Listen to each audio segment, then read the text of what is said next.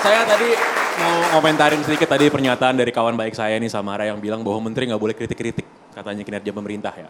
Tapi beberapa bulan yang lalu Pak Prabowo tuh sempat bilang, di kabinet Pak Jokowi ini ada menteri neolib katanya. Siapa yang neolib? Dan kalau ada menteri neolib berarti yang milih kan presiden. Apakah ini berarti Pak Prabowo menyerang presiden?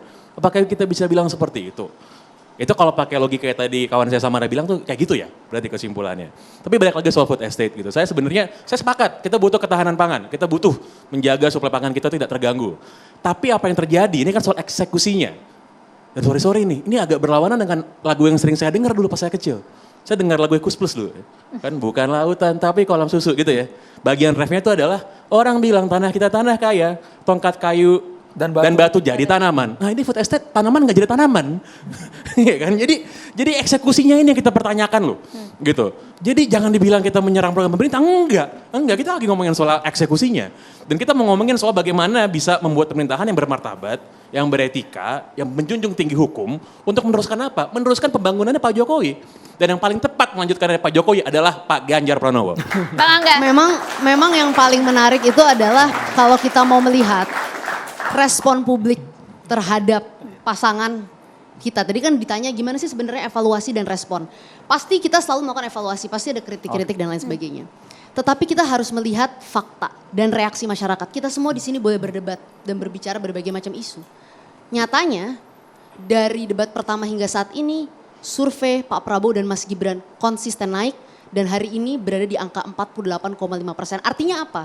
Artinya publik, masyarakat merasa puas, merasa senang, dan merasa bahwa pilihan yang terbaik untuk melanjutkan pembangunan Pak Jokowi ke depan itu namanya Pak Prabowo dan Mas Gibran. Kita ke Mas Angga dulu. Bang Iqbal, bergantian.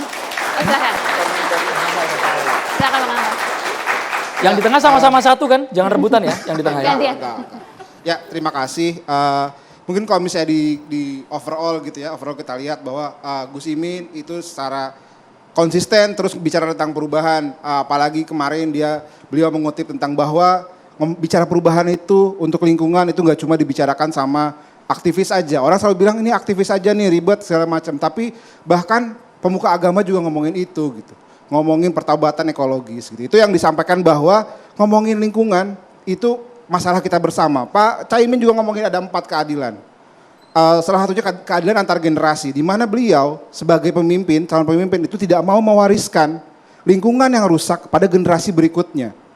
Gitu. Itu yang dipertegas oleh Caimin dalam konteks debat kemarin. Itu yang perlu juga disampaikan bahwa ketika anak muda itu nggak cuma bicara tentang umurnya, tapi juga tentang apa yang dibawa oleh paslonnya untuk mereka, untuk anak mudanya gitu.